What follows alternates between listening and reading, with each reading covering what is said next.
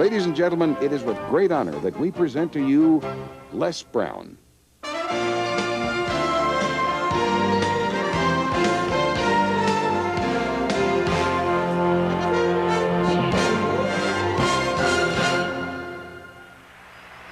What I'd like for you to do right now, I want you to think about your dream, because I'm in a room full of dreamers.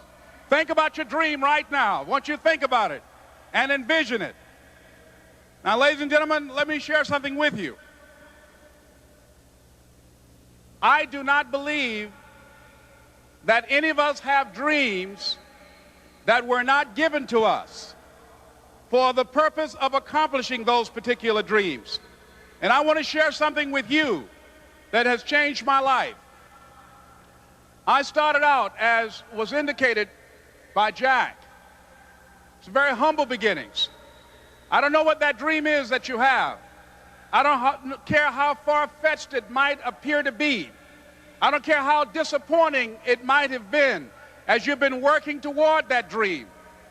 But here's what I know, that dream that you're holding in your mind, that it's possible. Let's say that together, please. It's possible. See, sometimes we can't say, I can do that. But what we can say, that it's possible that I can have my dream as we run toward it, as we work on it day in and day out. No one, ladies and gentlemen, could have convinced me when I started out just over 6 years ago, working on my dream. And I want you to think about whatever your dream is, because I was willing to take a chance. And most people won't do that.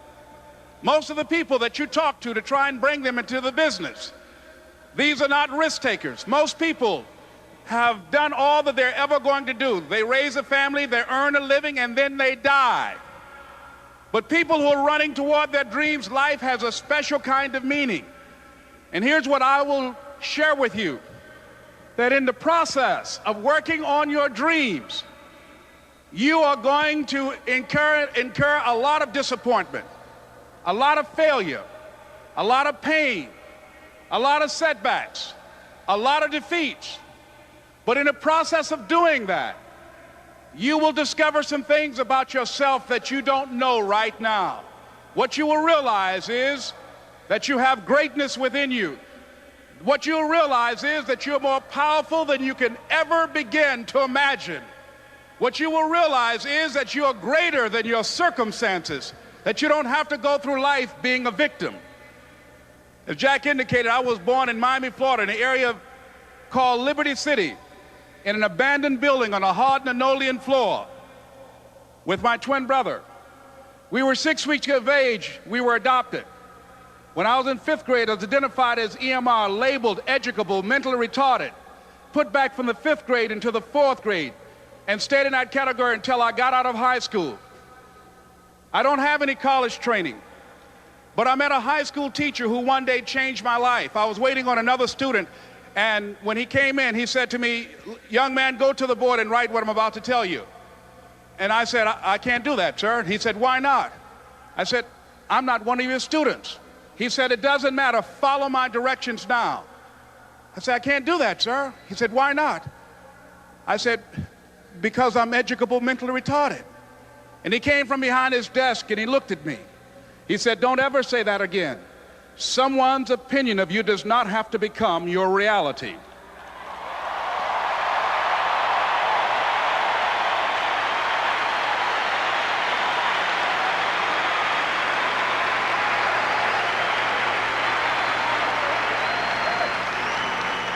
And that man, Mr. Leroy Washington, did something for me. He started planting seeds in my mind that enabled me to begin to dream, as Dexter has been doing for you. And ladies and gentlemen, I started working on my dream. And most people don't work on their dreams. Why? For many years I didn't. One is because of fear. The fear of failure. What if things don't work out? And the fear of success. What if they do and I can't handle it?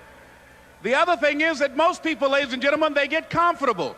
They stop growing, they stop working on themselves, they stop stretching, they stop pushing themselves, and they end up becoming very cynical about life, and they throw in the towel on themselves, on their families, and on their dreams. And the other thing is that most people don't feel worthy. What I'm doing now, I could have been doing years ago. But because I did not have a college education, because I didn't believe in myself, because I allowed other people's opinion of me to control my destiny, I didn't act on my ideas. So I applaud you for your dreaming, for your running toward your dream. I applaud you for believing in yourself, because that's what life is about, stretching and challenging, looking for ways that you can begin to improve yourself. And ladies and gentlemen, as a result of stretching out, of acting on my dream, and I don't know what that dream is for you, I can tell you that it's possible. No one could have convinced me that after just over 6 years, I will have my own book entitled Live Your Dreams. Just over 6 years, I will have 5 specials on public television. Just over 6 years, I've done motivational speaking for AT&T, Procter & Gamble, McDonald's Corporation, Xerox, IBM. Just over 6 years. I will now have my own talk show that will premiere on Monday, Labor Day. I'm saying to you, your dream is possible. Your dream is possible. But not only is it important that you believe and begin to know that it's possible for you to live your dream as you run toward it, but I've done something that I want to share with you called Choosing Your Future. In fact, I've developed a set of tapes talking about how to begin to create your own reality by choosing your future. And not only is it important for you to know it's possible for you to choose your future, but it's necessary that you work on yourself, that you develop yourself. It's necessary that you get the energy drainers out of your life, people who don't want anything. It's necessary to know that everybody won't see it, that everybody won't join you, that everybody won't have the vision.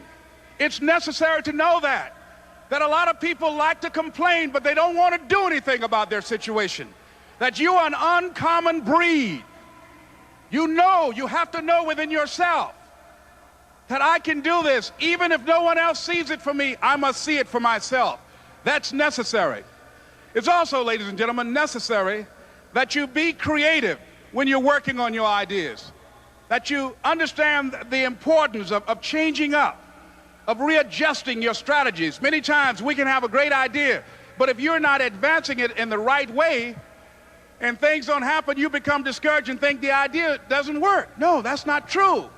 It's necessary that we become creative. I remember when I was in New York walking down the street, and a guy approached me and said, "Hey, mister, can I shine your shoes?" And I said, "No, I'm in a hurry. I don't have time." I kept walking. Someone else said, "Hey, man, your shoes look clutty. May I shine your shoes?" I said, "No, I don't have time. I'm sorry, I'm busy." And I was walking fast, and many people solicited me for my business. And then finally, a young man stepped in front of me, and he said, "Excuse me." And he started counting, 97, 98, 99, 100. He said, "Sir?" I said, "Yes." He said, "Come here, please." I said, "What is it?" He said, "Today is my birthday. And every year, just to thank God for another year of life, the 100th person who passes my shoe shine stand, I offer them a free shoe shine.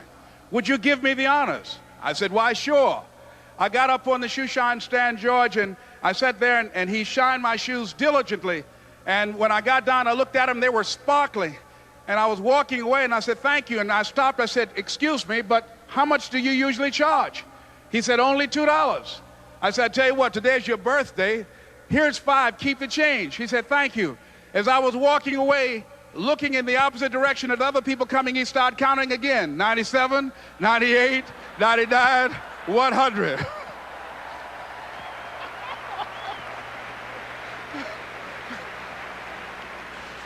It's necessary that you be flexible, that you are always thinking of how can I improve this better. This is a customer-driven economy. It's necessary for you to always explore various ways in which you can improve the quality of service that you're providing for the people in your organization. I remember something, a major company had talked about the extra value service they were providing for their customers. And the lady who had the news conference summarized it this way. She said, it's not our intention to satisfy our customers or to please our customers. Our intention is to amaze them. It's necessary, if you're going to compete today, that you look for ways to amaze your customers by being one of those individuals that keep your commitments, that keep your word, that's relentless.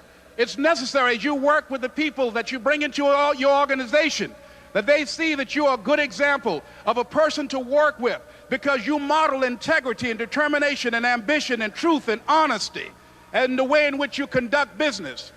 The next step is, that is you. That is you. That no one can do it for you but you. And even though you face disappointments, even though you will experience some setbacks, it goes with the territory. You must understand that. I remember I was playing a game with my 9-year-old son, John Leslie, and I beat him 10 straight games in a game called Connect 4. And finally, I said, John Leslie, I'm bored. I don't want to play you anymore. And I got up. I said, I'm ready to go to sleep now. And repeat after me, please. Let's say this together. It's not over until I win.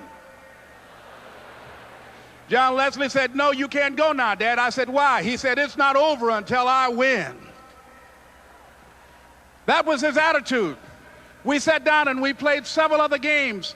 And finally, after the 11th game, John Leslie won, and he got up and he yawned. And he said, I'm ready to go to sleep now. And I'm saying to you, what if all of us took that attitude after we face a rejection and a no, or we have a meeting and no one shows up, or somebody say, you can count on me, and they don't come through?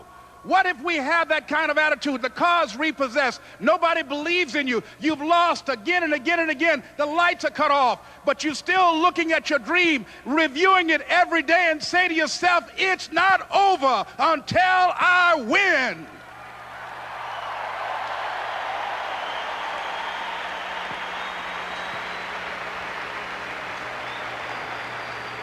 Life will yield to you. Now here's the next step. Repeat after me, please. It's possible.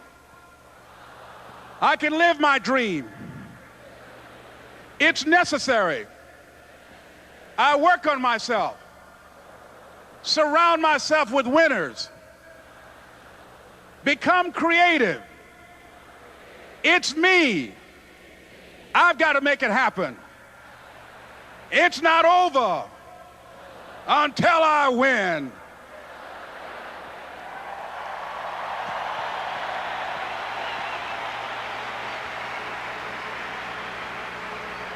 The next thing that's important to know, yes, it's possible that you can choose your future and direct the course of your life as you run toward your dream.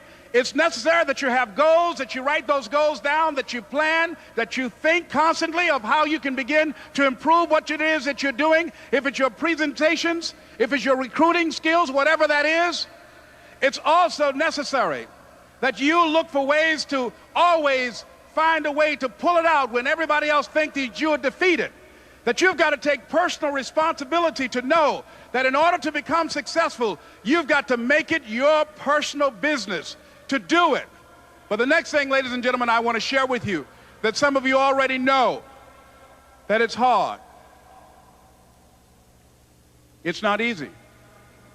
It's hard changing your life. It was hard when just over 3 years ago, in the Penobscot building in Detroit, Michigan, where I was operating my business, and I fell on some hard times, and I was sleeping in my office. It was hard coming into the lobby, and the security said, excuse me, Mr. Brown, can we see you for a moment? And I said, yes, and I walked up to the counter, and he gave me an envelope. And he said, would you mind reading it here? And I opened the envelope, and the envelope was from management that said, this is an office tower. It's not a hotel. Please do not sleep in your office.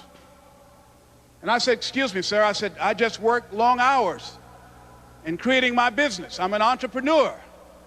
And right now things are bad for me, but they're not going to be this way always. And I just asked for the opportunity to continue to operate like I'm doing. I'm not trying to make this my home.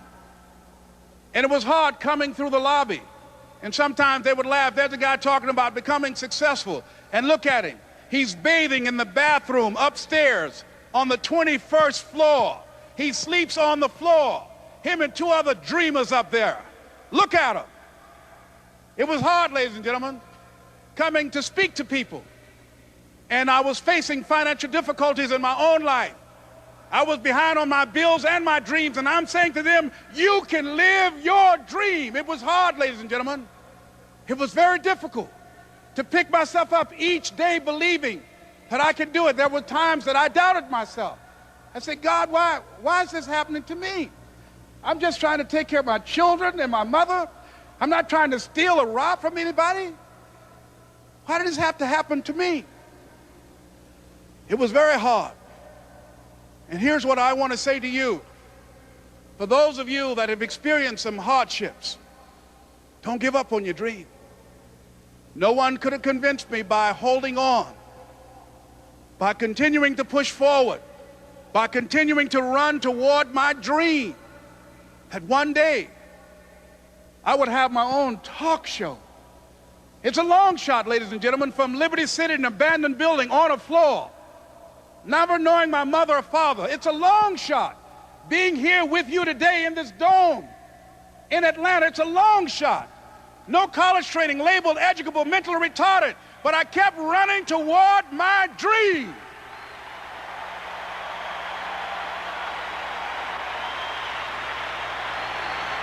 Don't stop.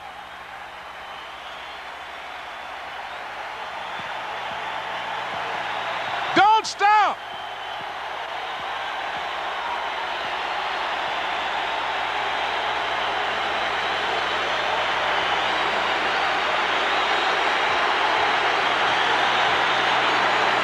Don't stop running toward your dream.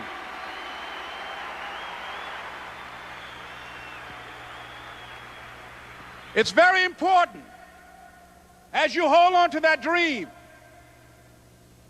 There are moments when you're going to doubt yourself. There are rough times are going to come, but they have not come to stay. They have come to pass. It's very important for you to know that.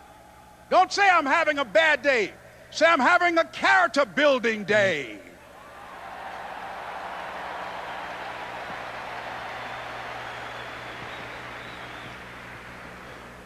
It's very important for you to believe that you are the one to make this happen. I remember this high school teacher, Mr. Leroy Washington, at the end of school one June, it was just a few days before we were supposed to leave, and I just got my report card, and it indicated that I'd failed history, and I'd failed English, and I would have to go to summer school.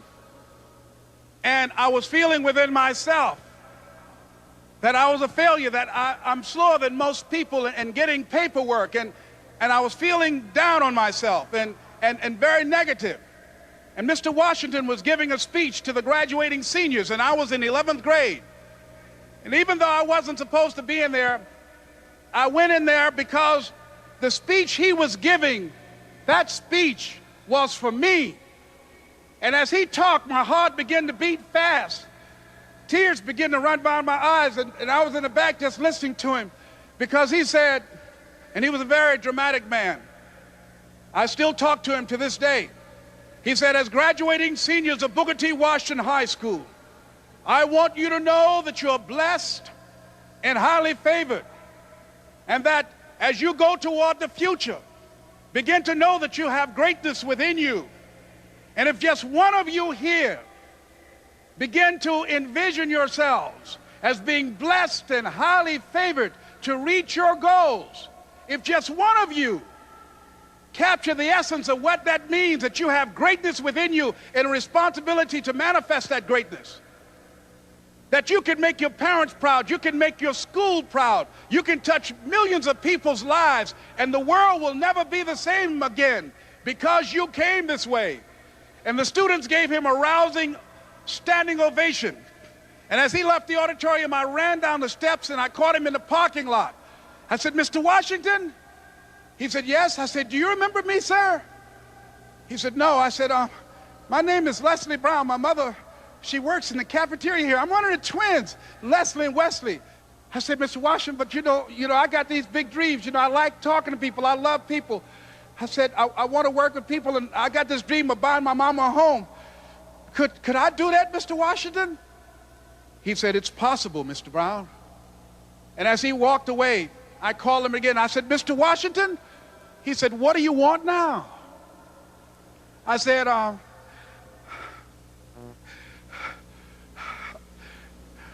I'm the one, sir. I said, I'm the one. You remember me, sir. I'm Miss Mamie Brown's boy. I'm the one. I'm the one.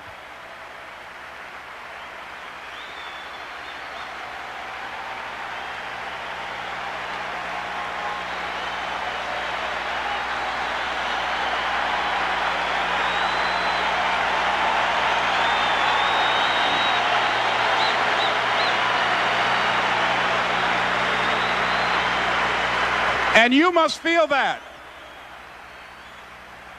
that's why you're here, because you are the one. And I remember when PBS first played one of my specials called You Deserve, one Sunday afternoon in Miami, Florida. I had some friends call him to tell him to tune in. And he watched the program. He called me in Detroit, and I answered the phone. I said, hello. He said, may I speak to Les Brown, please? I said, who's calling? He said, you know who this is. I said, oh, Mr. Washington, it's you. He said, you were the one, weren't you? I said, yes, sir. He said, and you were so crazy. I said, I know, but I'm rich now.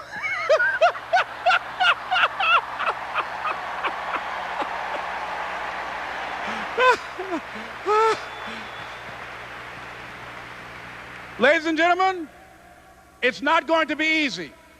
It was hard laying on the floor of the Penobscot building, looking out of the window, daydreaming, saying, Les, can you do this?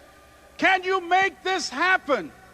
I used to listen to tapes day in and day out about See You at the Top, my great friend Zig and Dennis Waitley and different other motivational speakers and Dr. Norman Vincent Peale.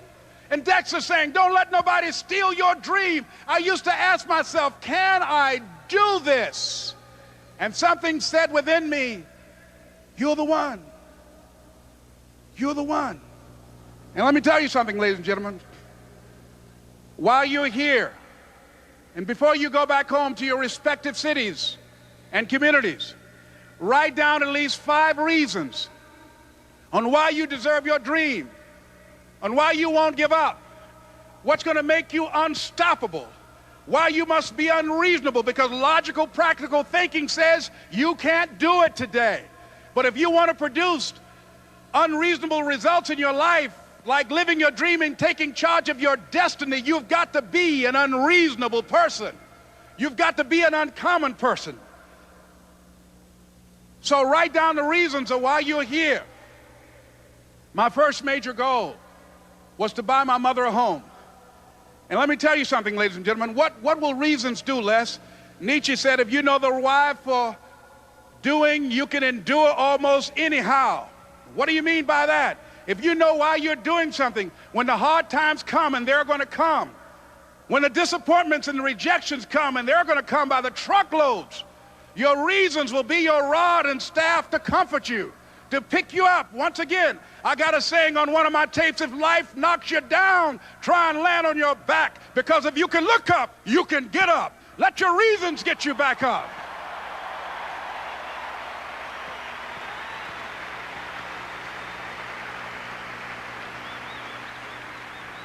I remember when I bought the home for my mother, and she came out of the car. When I opened the door, I said, Mom, I think I know these people in this house. That was my first major goal. And then I couldn't conceal it anymore. I said, Mom, I got this for you. And as she went from room to room, looking at the house and saying, thank you, Jesus. Thank you, Lord. No one ever could have convinced me that this could have happened to me. And she looked at me, she said, Leslie, and you caused me so much problems as a boy. You were always into stuff. She said, no one could have convinced me that day when I walked in that house and this lady was holding you and your brother. And she said, ma'am, I want you to promise me two things. And she said, what is it? She says, one, promise me that you won't separate them. She said, I want them raised together. I want them to know each other.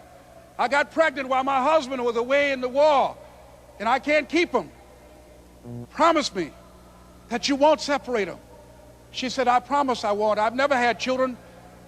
I promise I won't separate them. And she said, promise me that you'll never tell them about who I am, because if my husband ever found out, he would kill me. She said, I promise. And she said that she gave them to us, and she kind of cried, and she was walking out the door, and she looked at my adopted mother. She said, remember, don't you separate them. She said, I swear to God, I won't separate them. I'll keep them together. And she said, as I held y'all in my arms, I never had any children of my own. I didn't know how I was going to do it, but I knew with the help of God, I will do it. And ladies and gentlemen, my mother had a dream of having children and raising us. She didn't know how she was going to do it. You're going to be just like that. And some of you are already there. Well, you don't know how you're going to make this happen, but you just feel within yourself some way, somehow, with the help of God, I'm going to make it happen. Repeat after me, please. No matter how bad it is, or how bad it gets, I'm going to make it. I'm going to make it. Shake somebody's hand on your right and left and say, you got the right stuff.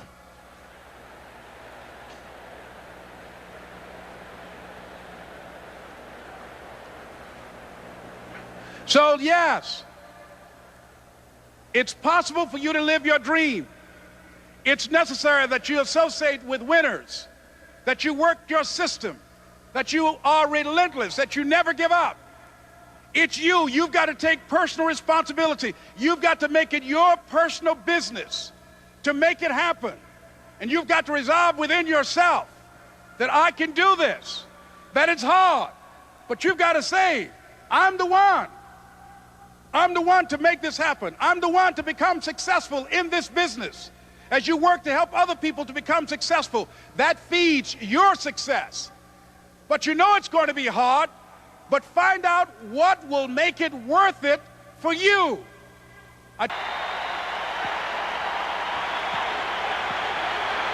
You got to be hungry.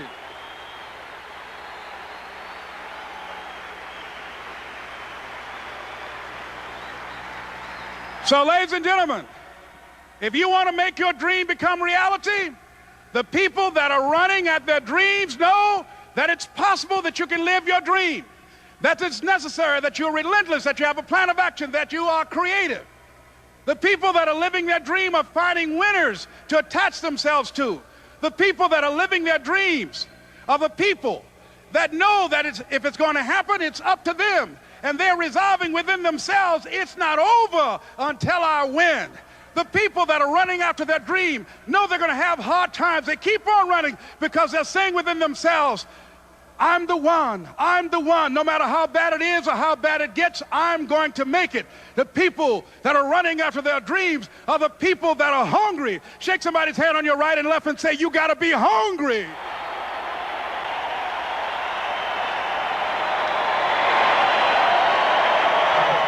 And as you run toward your dream, I want to dedicate this to you that I love very much. I want to thank Dexter and all of you. It's something that I'm known by. It's on our tapes called Choosing Your Future, and it says simply this, that if you want a thing bad enough to go out and fight for it, to work day and night for it, to give up your time, your peace, and your sleep for it, if all that you dream and scheme is about it, and life seems useless and worthless without it, and if you gladly sweat for it and fret for it and plan for it and lose all your terror of the opposition for it, and if you simply go after that thing that you want with all of your capacity, strength and sagacity, faith, hope and confidence, and stern pertinacity, if neither cold poverty, famish or gulf, sickness or pain or body and brain can keep you away from the thing that you want, if dogged and grim you besiege and beset it, with the help of God you'll get it. This is Mrs. Mamie Brown. Brown's baby boy, Leslie Calvin Brown, saying, it's been a plumb pleasing pleasure as well as a privilege. Thank you.